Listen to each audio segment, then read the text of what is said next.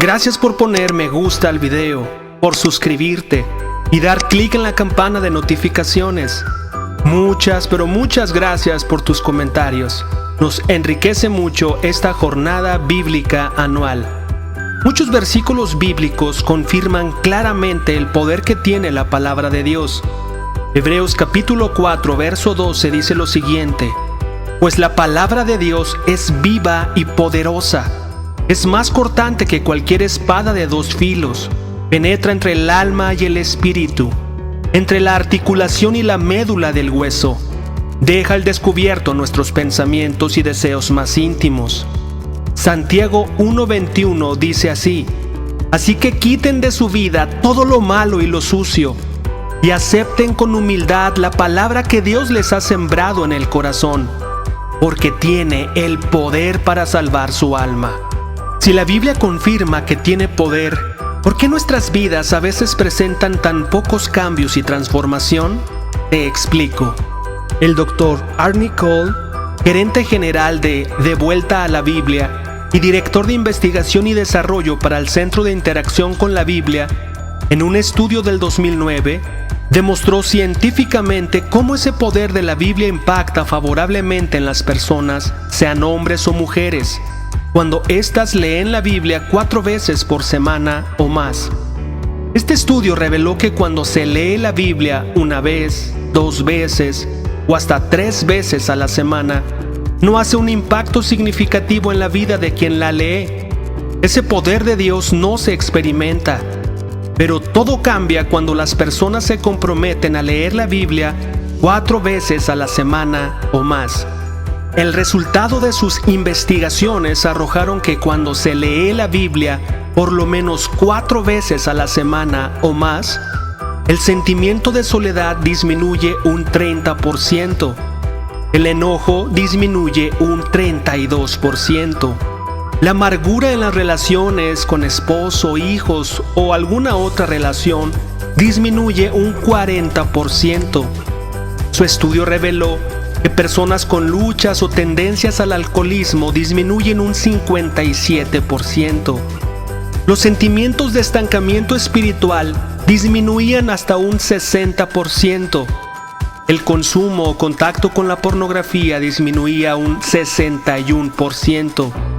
Hay 68% menos probabilidades de tener sexo fuera del matrimonio cuando las personas leen la Biblia 4 veces por semana o más. 74% menos probabilidades de caer en apuestas y juegos de azar. No solo disminuían todas estas tendencias a las tentaciones que experimentamos también. Este estudio reveló que aumentaba lo siguiente cuando se leía la Biblia 4 veces por semana o más. Aumentaba un 228%, es más probable de compartir tu fe con otros. Aumentaba un 231% el porcentaje de que tú aconsejaras a otros. También este estudio reveló un aumento por el 407% más, que hay más probabilidades de que tú memorices las escrituras. También arrojó un 200% en que aumentaba tu fe cuando es acompañada esa lectura con oración. Así que la palabra de Dios nos dice en ella misma que tiene poder. Los resultados científicos comprueban esto con datos irrefutables. Por venir a escuchar la Biblia hoy, has tomado una excelente decisión. Felicidades. Eres bienvenida, eres bienvenido. Por favor, pausa el video y haz una oración a Dios para que te dé fortaleza, sabiduría, entendimiento y coraje para practicar su palabra. Comenzamos.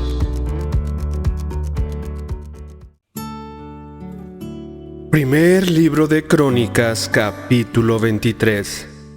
Cuando David ya era muy anciano, designó a su hijo Salomón rey de Israel. David convocó a todos los líderes de Israel, junto con los sacerdotes y los levitas. Contaron a todos los levitas de 30 años o más, y el total sumó 38,000. Entonces David dijo: de entre los levitas, 24,000 supervisarán el trabajo en el templo del Señor. Otros 6,000 servirán como funcionarios y jueces. Otros 4,000 trabajarán como porteros y 4,000 alabarán al Señor con los instrumentos musicales que yo hice. Después David dividió a los levitas en grupos, nombrados por los clanes que descendían de los 3 hijos de Leví: Gersón, Coat y Merari.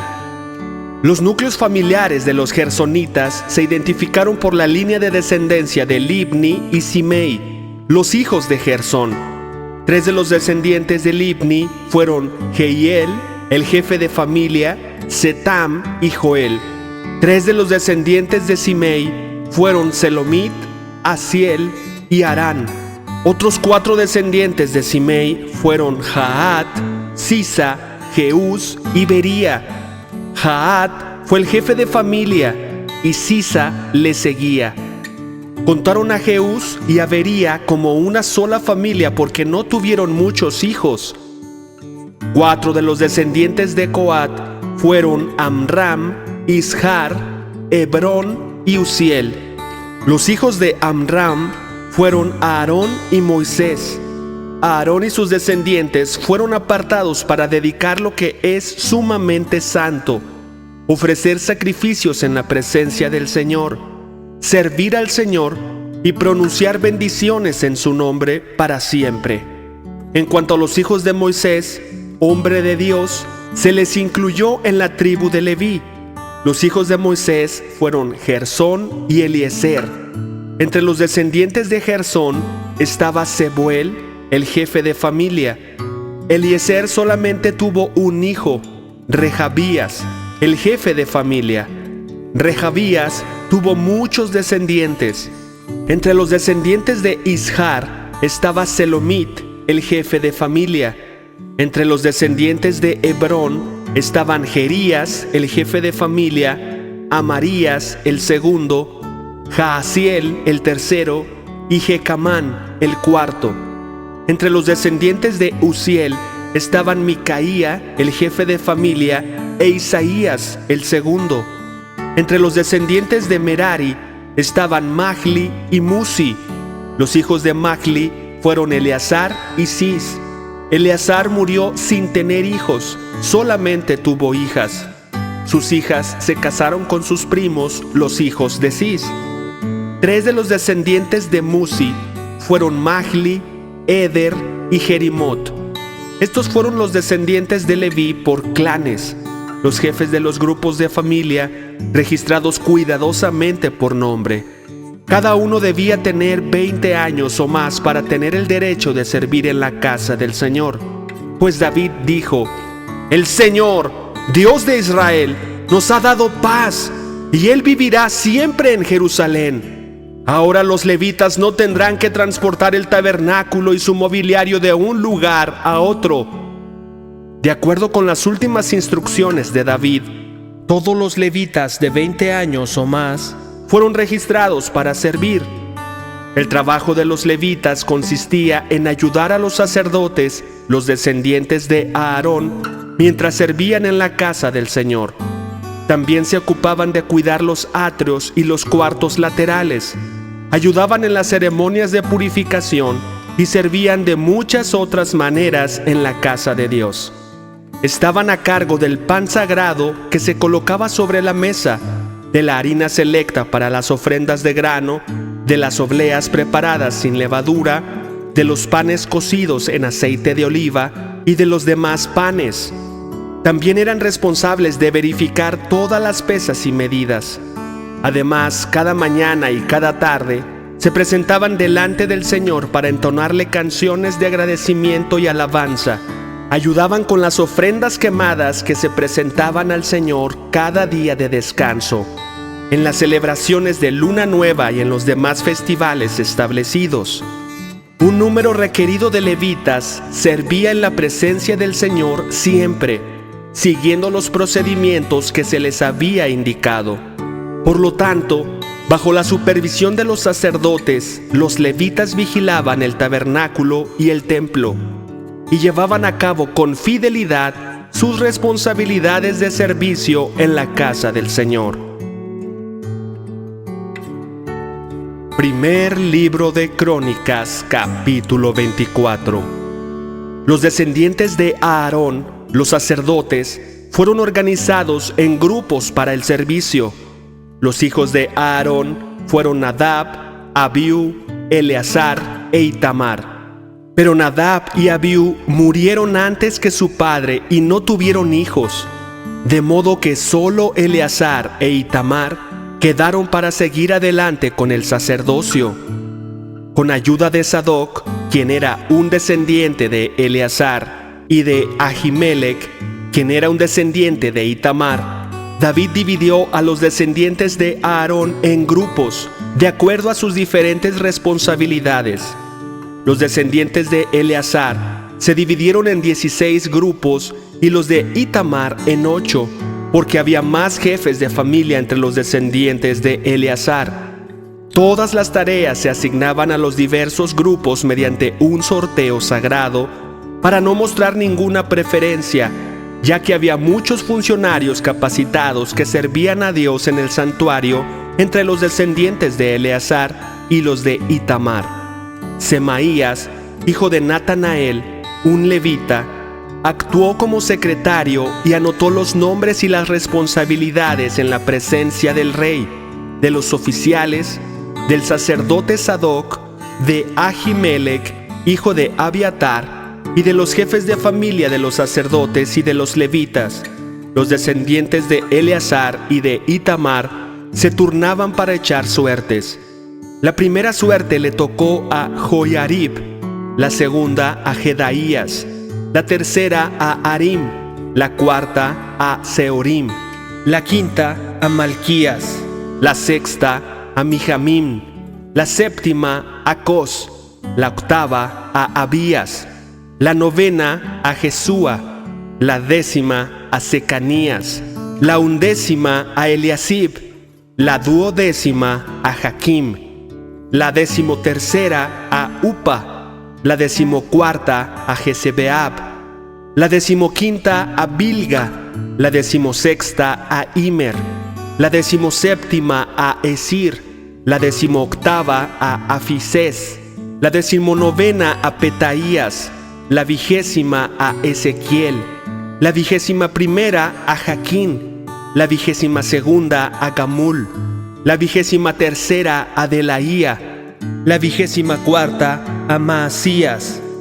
En la casa del Señor, cada grupo cumplía con las responsabilidades asignadas de acuerdo con los procedimientos establecidos por su antepasado Aarón, en obediencia a los mandatos del Señor, Dios de Israel. Estos fueron los otros jefes de familias descendientes de Leví. De los descendientes de Amram, el jefe fue Sebuel. De los descendientes de Sebuel, el jefe fue Jeedías. De los descendientes de Rehabías, el jefe fue Isías. De los descendientes de Ishar, el jefe fue Selomit. De los descendientes de Selomit, el jefe fue Jaat. De los descendientes de Hebrón, Jerías fue el jefe, Amarías fue el segundo, Jaasiel el tercero y Jecamán el cuarto. De los descendientes de Uziel, el jefe fue Micaía.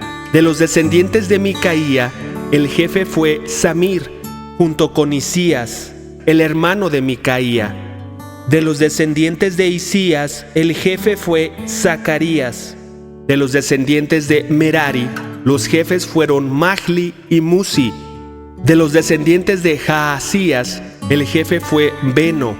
De los descendientes de Merari por Jaasías, los líderes fueron Beno, Soham, Zacur e Ibri. De los descendientes de Mahli, el jefe fue Eleazar, aunque no tuvo hijos. De los descendientes de Cis, el jefe fue Jarameel. De los descendientes de Musi, los jefes fueron Mahli, Eder y Jerimot. Esos fueron los descendientes de Leví según sus diversas familias. Al igual que a los descendientes de Aarón, se les asignaron responsabilidades por medio de sorteo sagrado sin tomar en cuenta la edad o el nivel. Se echaron las suertes en la presencia del rey David, de Sadoc, de Ahimelech y de los jefes de familia de los sacerdotes y de los levitas. Primer libro de Crónicas, capítulo 25. David y los comandantes del ejército designaron hombres de las familias de Asaf, de Emán y Jedutún para proclamar los mensajes de Dios acompañados de liras, arpas y címbalos. La siguiente es una lista de sus nombres y sus responsabilidades. De los hijos de Asaf estaban Zacur, José, Netanías y Azarela. Ellos trabajaban bajo la dirección de su padre, Asaf, quien proclamaba los mensajes de Dios por orden del rey. De los hijos de Jedutún estaban Gedalías, Seri, Jesaías, Simei, Asabías y Matatías, 6 en total. Ellos trabajaban bajo la dirección de su padre Jedutún, quien proclamaba los mensajes de Dios al son de la lira, dando gracias y alabando al Señor. De los hijos de Emán estaban Buquías, Matanías, Uziel, Subael, Jerimot, Ananías, Ananí, Eliata, Gidalti, Romanti Eser, Josbecasa, Maloti, Otir y Mahasiot. Todos estos fueron hijos de Emán, el vidente del rey, pues Dios lo había honrado con 14 hijos y 3 hijas. Todos estos hombres estaban bajo la dirección de su padre mientras tocaban música en la casa del Señor. Entre sus responsabilidades estaba tocar címbalos, arpas y liras en la casa de Dios. Asaf, Jedutún y Emán dependían directamente del rey. Todos ellos junto con sus familias estaban capacitados para tocar música delante del Señor. Y todos, 288 en total, eran músicos por excelencia. Los músicos se designaban para los turnos de servicio mediante el sorteo sagrado sin tomar en cuenta si eran jóvenes o ancianos, maestros o discípulos.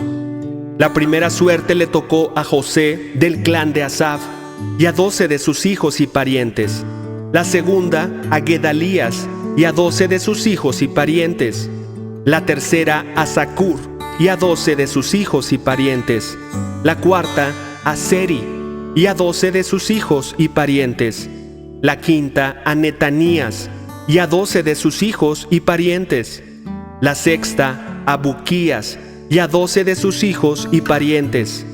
La séptima a Azarela y a 12 de sus hijos y parientes. La octava a Jesaías y a 12 de sus hijos y parientes. La novena a Matanías y a 12 de sus hijos y parientes. La décima a Simei y a 12 de sus hijos y parientes. La undécima a Uziel y a 12 de sus hijos y parientes. La duodécima a Asabías y a 12 de sus hijos y parientes. La decimotercera a Subael y a 12 de sus hijos y parientes. La decimocuarta a Matatías y a 12 de sus hijos y parientes. La decimoquinta a Jerimot y a 12 de sus hijos y parientes. La decimosexta a Ananías y a 12 de sus hijos y parientes. La decimoséptima a Josbecasa y a 12 de sus hijos y parientes. La decimoctava a Ananí y a 12 de sus hijos y parientes. La decimonovena a Maloti y a 12 de sus hijos y parientes. La vigésima a Eliata y a 12 de sus hijos y parientes. La vigésima primera a Otir y a 12 de sus hijos y parientes. La vigésima segunda a Gidalti y a 12 de sus hijos y parientes. La vigésima tercera a Mahasiot y a 12 de sus hijos y parientes. La vigésima cuarta a Romanti Eser y a 12 de sus hijos y parientes. Salmos capítulo 78, versículos 40 al 55. ¡Oh! ¿Cuántas veces se rebelaron contra él en el desierto y entristecieron su corazón en esa tierra seca y baldía? Una y otra vez pusieron a prueba la paciencia de Dios y provocaron al Santo de Israel. No se acordaron de su poder ni de cómo los rescató de sus enemigos. No recordaron las señales milagrosas que hizo en Egipto ni sus maravillas en la llanura de Zoán, pues él convirtió los ríos en sangre para que nadie pudiera beber de los arroyos. Envió grandes enjambres de moscas para que los consumieran y miles de ranas para que los arruinaran. Les dio sus cultivos a las orugas, las langostas consumieron sus cosechas. Destruyó sus vides con granizo y destrozó sus higueras con aguanieve. Dejó su ganado a merced del granizo, sus animales abandonados a los rayos. Desató sobre ellos su ira feroz, toda su furia, su enojo y hostilidad. Envió contra ellos a un grupo de ángeles destructores. Se enfureció contra ellos, no perdonó la vida de los egipcios, sino que los devastó con plagas. Mató al hijo mayor de cada familia egipcia, la flor de la juventud en toda la tierra de Egipto. Pero guió a su propio pueblo como a un rebaño de ovejas. Los condujo a salvo a través del desierto. Los protegió para que no tuvieran temor. En cambio, sus enemigos quedaron cubiertos por el mar. Los llevó a la frontera de la Tierra Santa, a la tierra de colinas que había conquistado para ellos. A su paso expulsó a las naciones de esa tierra, la cual repartió por sorteo a su pueblo como herencia, y estableció a las tribus de Israel en sus hogares. Proverbios capítulo 20, versículo 3. Evitar la pelea es una señal de honor. Solo los necios insisten en pelear. Hechos capítulo 9, versículos 22 al 43. La predicación de Saulo se hacía cada vez más poderosa, y los judíos de Damasco no podían refutar las pruebas de que Jesús de verdad era el Mesías. Poco tiempo después, unos judíos conspiraron para matarlo. Día y noche vigilaban la puerta de la ciudad para poder asesinarlo, pero a Saulo se le informó acerca del complot, de modo que, durante la noche, algunos de los creyentes lo bajaron en un canasto grande por una abertura que había en la muralla de la ciudad. Cuando Saulo llegó a Jerusalén, trató de reunirse con los creyentes, pero todos le tenían miedo. No creían que de verdad se había convertido en un creyente. Entonces Bernabé se lo llevó a los apóstoles y les contó cómo Saulo había visto al Señor en el camino a Damasco y cómo el Señor le había hablado a Saulo. También les dijo que en Damasco Saulo había predicado con valentía en el nombre de Jesús. Así que Saulo se quedó con los apóstoles y los acompañó por toda Jerusalén, predicando con valor en el nombre del Señor. Debatió con algunos judíos que hablaban griego, pero ellos trataron de matarlo. Cuando los creyentes se enteraron, lo llevaron a Cesarea y lo enviaron a Tarso, su ciudad natal. La iglesia, entonces, tuvo paz por toda Judea, Galilea y Samaria. Se fortalecía y los creyentes vivían en el temor del Señor y, con la ayuda del Espíritu Santo, también creció en número. Mientras tanto, Pedro viajaba de un lugar a otro y descendió a visitar a los creyentes de la ciudad de Lida. Allí conoció a un hombre llamado Eneas, quien estaba paralizado y postrado en cama hacía 8 años. Pedro le dijo: Eneas, Jesucristo te sana. Levántate y enrolla tu camilla. Al instante fue sanado. Entonces todos los habitantes de Lida y Sarón vieron a Eneas caminando y se convirtieron al Señor. Había una creyente en Jope que se llamaba Tabita, que en griego es Dorcas. Ella siempre hacía buenas acciones a los demás y ayudaba a los pobres. En esos días se enfermó y murió. Lavaron el cuerpo para el entierro y lo pusieron en un cuarto de la planta alta. Pero los creyentes habían oído que Pedro estaba cerca, en Lida. Entonces mandaron a 2 hombres a suplicarle: por favor, ven tan pronto como puedas. Así que Pedro regresó con ellos y, tan pronto como llegó, Lo llevaron al cuarto de la planta alta. El cuarto estaba lleno de viudas que lloraban y le mostraban a Pedro las túnicas y demás ropa que Dorcas les había hecho. Pero Pedro les pidió a todos que salieran del cuarto. Luego se arrodilló y oró. Volviéndose hacia el cuerpo, dijo: «Tabita, levántate». Y ella abrió los ojos. Cuando vio a Pedro, se sentó. Él le dio la mano y la ayudó a levantarse. Después llamó a las viudas y a todos los creyentes y la presentó viva. Las noticias corrieron por toda la ciudad y muchos creyeron en el Señor. Y Pedro se quedó mucho tiempo en Jope, viviendo con Simón, un curtidor de pieles.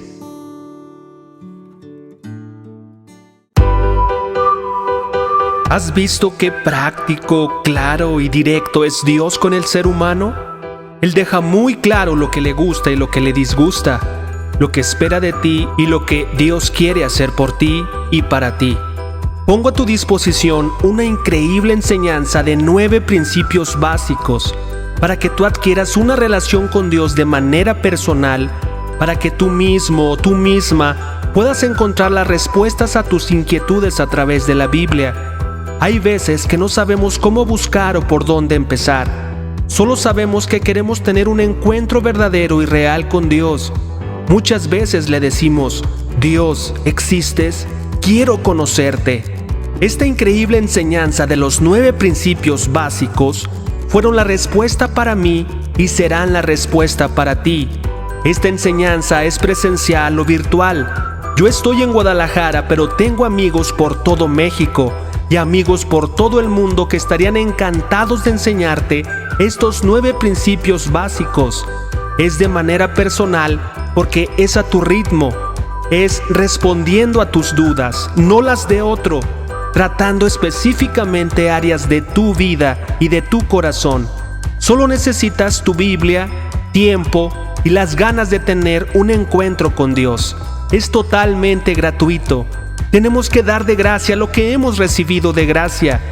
Déjame tus datos para contactarnos contigo al correo queremosresponderte@gmail.com y con gusto te explico cómo podemos empezar y dar el siguiente paso. El correo está indicado en la caja de comentarios. Nos vemos mañana. Bendiciones.